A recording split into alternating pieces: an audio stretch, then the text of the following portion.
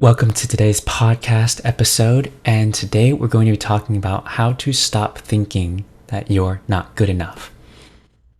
And this episode will be in alignment with the rest of the podcast episodes, and it will be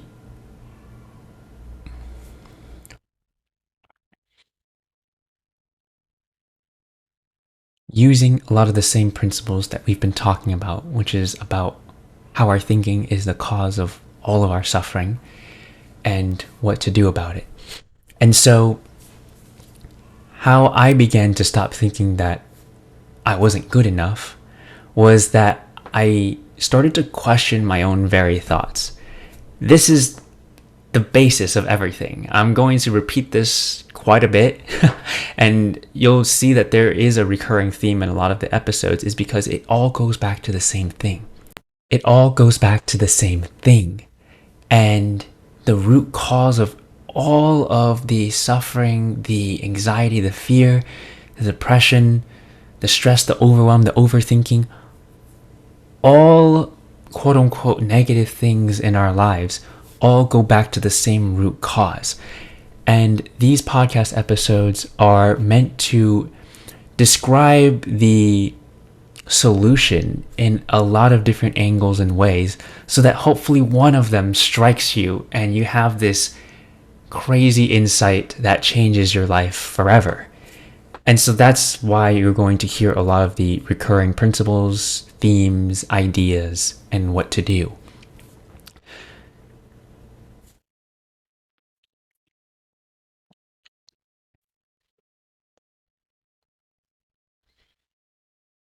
So for me, what I began to do to stop thinking that I'm not good enough was to begin questioning my own very thinking. If I believed everything that I thought, then that's when I'm going to believe that I'm not good enough when I have those thoughts. But as soon as I began to question my own thoughts and stopped taking all of the things that pop into my head as true, that is when things started to shift, and when I began to stop thinking that I wasn't good enough, even when I would have those thoughts. The truth about thoughts is that we can't really control what comes in to our heads, but we can control how we feel and the experience that we have within our own, perspective within our minds. And so once I started to not believe everything that just magically popped into my mind, that's when I began to have freedom, and when I began to become detached from everything that just occurred in my mind. Because there's going to be some pretty weird thoughts in there. There's going to be some really nasty thoughts. There's really going to be a lot of not so great thoughts. And if I believed everything that I thought, and I did for most of my life, it was so hectic. It was so stressful, overwhelming. So much anxiety was happening. And as soon as that happened, I just believed that everything in my life that I could see physically was causing how I was feeling inside, but that's not necessarily true. When I saw that I could only feel what I'm thinking, that's when I began to break free from how I felt inside. And how to not feel that I'm not good enough is to stop thinking that I'm not good enough. If I have those thoughts that come into my mind that I'm not good enough, with this new understanding of, oh, I don't have to believe everything I'm thinking, that thought just becomes okay. And when I stop resisting it, when I stop thinking about that thought that I'm not good enough, the thought went away. And it's kind of like clouds in the sky. Like, how do I make clouds in the sky go away? I don't actually have to do anything. It'll naturally just pass on its own. Kind of like the sun rising and the sun setting. There's nothing for me to actually do other than not be attached or think about those thoughts that come in and to not believe them. So as soon as that happened, I began to become free from all of those thoughts that occurred in my mind. And over time, I began to not feel all of the thoughts that just came into my mind. And I realized that the only thing that really caused me suffering was when I thought about or had thinking about whatever my thoughts were in that present moment. As soon as I understood that I was thinking, then I could stop doing that in the moment.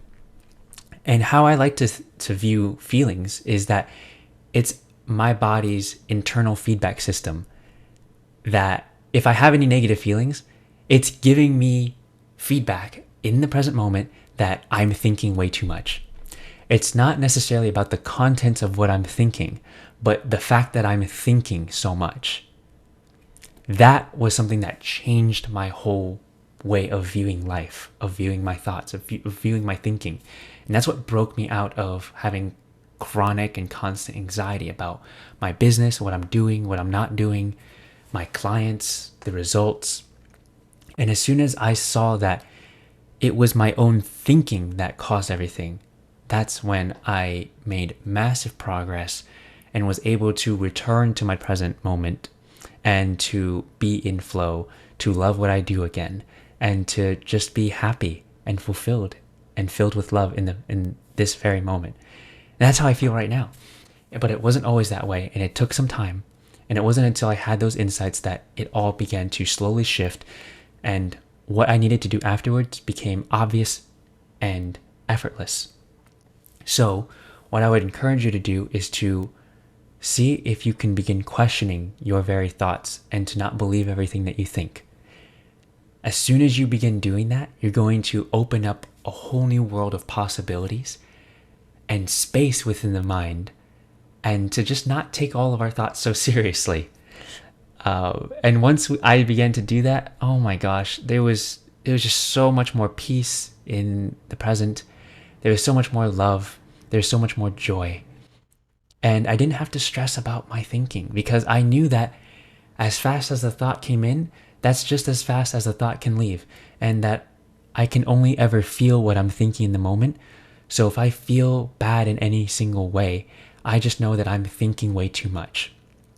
And if I'm thinking that I'm not good enough, that's okay. It's okay to have that thought. But as soon as I kept thinking about I'm not good enough and coming up with reasons of why I'm not good enough and trying to locate why I felt that way and try to find out my past traumas that link to it, all of that did not help and only kept that thought around longer, which prolonged my feelings of not being good enough, of feeling shame and guilt inside. But as soon as I broke out of that and began questioning the thought and creating space in my mind and allowing it to be there but not believe all of the thoughts that I had in my head, that's when the thinking began to leave and began to dissipate. And that's how everything in my life began to change. And hopefully that is the same for you. Hopefully it's happening now. If not, there's no pressure, right? Everyone has their own insights at their own time. But hopefully this implants some new thoughts and some new seeds that will then sprout and grow and blossom into new perspectives, new forms of thinking, and new possibilities of what can happen for you.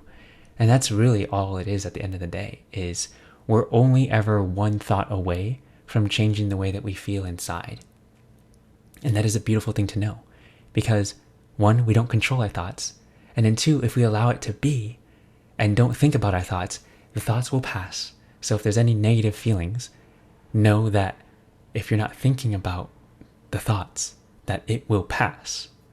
And that's why the Buddha said attachment is the root of all suffering. If we attach ourselves to our thoughts and constantly hold on to them, that is when suffering occurs. But it isn't until that we began questioning and began creating space within our minds and allowing those thoughts to come and go, that is when we're truly liberated. That's all I have for this episode. Hopefully you guys had an insight from that.